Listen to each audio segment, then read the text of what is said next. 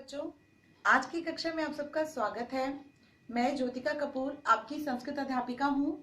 बच्चों, आज की कक्षा में हम पंचमा पाठा पश्या कहाँ आगता इस पाठ के प्रश्न 2 और प्रश्न 5 को पूर्ण करेंगे। बच्चों, प्रश्न 2 जो है लोट लकार से संबंधित रखता है, तो लोट लकार क्या होता है वो जानेंगे हम।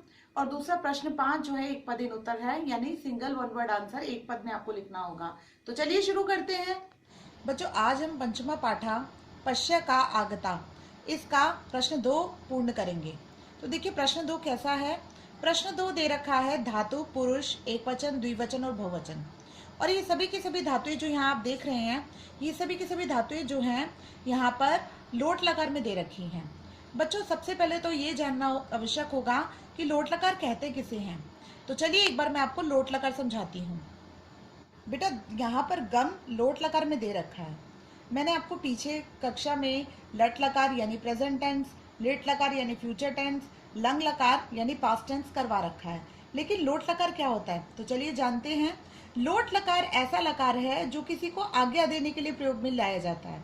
या जैसे हम बोलते हैं जाओ पानी लाओ, जाओ पढ़ लो, अब चुप हो जाओ।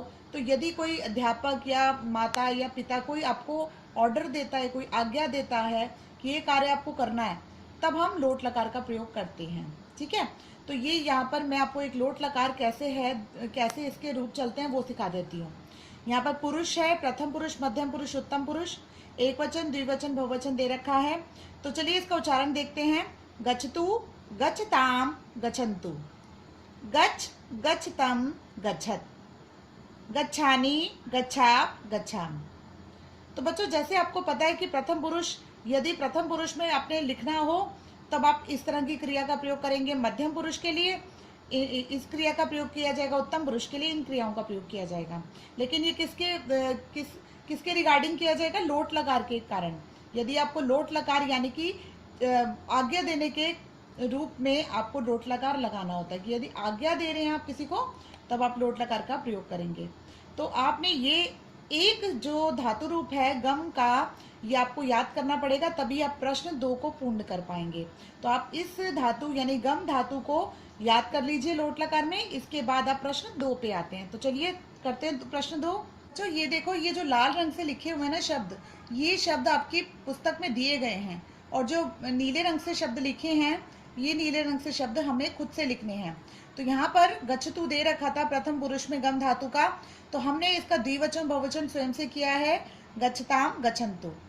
ऐसे मध्यम पुरुष का द्विवचन दे रखा है पठतम, इसका एक वचन हमने बनाया पठ और बहुवचन हमने बनाया पठत। तो यदि आप गम धातु करेंगे याद, गम धातु के जैसे मैंने अभी आपको लोट लकार बताया, तो आप बाकी सभी धातुओं का करना आपके लिए बहुत ईजी हो जाएगा। आइए उत्तम पुरुष पे। उत्तम पुरुष में खदाम दे रखा है, तो यहाँ पर हमने खदानी और खदा स्वयं से लिखा है। ऐसे ही प्रथम पुरुष क्री धातु का दे रखा है, ये क्री धातु है। क्री का कुरुताम यानी द्विवचन दे रखा है, तो हमने एक वचन और बहुवचन स्वयं से बनाया, करोतु, कुर्वन्तु। ठीक है, तो ये दोनों शब्द हमने स्वयं से बनाए हैं। ऐसे ही अस धातु का मध्यम पुरुष यहाँ दे रखा है एधी, और इसका द्विवचन और बहुवचन हमने स्वयं से किया है, सतम और सत। स्था धातु तिष्ठ, जिसका अर्थ होता है रुकना, बैठना, तो इसका हमने तिष्ठाम दे रखा है, तो इसका उत्तम पुरुष का एक वचन और द्विवचन हमने बनाया, तिष्ठानी, तिष्ठा। एक बार इन धातुओं के अर्थ को जान लेते हैं। गम का अर्थ होता है जाना, पट का अर्थ होता है पढ़ना, खाद का अर्थ होता है खाना, क्री का अर्थ होता है करना, अस का अर्थ होता है होना, स्था का अर्थ होता है ठहरना या रुकना। बच्चों, तो ये आपकी जो तालिका है, आपको अपनी पुस्तक में इस तालिका को पूर्ण करना है। आइए अगले प्रश्न पर। ये प्रश्न 5 पर। प्रश्न 5 है एक पदेन उत्तर। एक पदेन का अर्थ बच्चों होता है कि आपने सिंगल वन वर्ड में आंसर लिखना है, यानी कि एक पद में, एक शब्द में उत्तर लिखना है। पहले प्रश्न को देखिए। शालिन्याः गृहं कः आगता। शालिनी के घर कौन आया। तो शालिनी के घर कौन आया था, हमने पाठ पढ़ा था, अग्रजाः सुवीराः, यानी बड़े भैया सुवीर।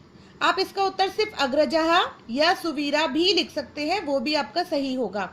आइए प्रश्न 2 पर। कस्य नाम सुवीराः, किसका नाम सुवीर है। यहाँ पर हमने उत्तर लिखा अग्रजस्य, यानी कि बड़े भैया का, बड़े भाई का नाम सुवीर है। अपने सिंगल वर्ड में लिखना है, इसलिए हमने खाली अग्रजस्य लिखा। का प्रातराशम पच्यति, कौन नाश्ता पकाता है। बच्चों प्रातराशम का अर्थ होता है नाश्ता, तो कौन नाश्ता पकाता है या पका रही है, तब आप उत्तर लिखेंगे अम्बा, क्योंकि पाठ में अम्बा ही नाश्ता पका रही थी। क्षीरानम कीदृशम अस्ति, क्षीरानम कैसी है, यानी जो खीर है, क्षीरानम बेटा खीर को कहते हैं, खीर कैसी है, अति स्वादु, तो खीर जो है बहुत ही स्वादिष्ट है। बच्चों आपका गृह कार्य केवल इतना है कि आपको प्रश्न 5 अपनी कार्य पुस्तिका में पूर्ण करना है और प्रश्न 2 अपनी पुस्तक में पूर्ण करना है। जिस प्रकार आपके पास उत्तर भी हैं, तो यहाँ गम धातु के लोट लकार आपने एक बार अच्छे से याद करके इसको भी लिखना है, ये भी आपका गृह कार्य है। मैं आशा करती हूँ आपको आज का कार्य समझ आ गया होगा। यदि इस कार्य को करने में कोई परेशानी हो तब आप मुझे कमेंट बॉक्स में अवश्य लिखें। धन्यवाद।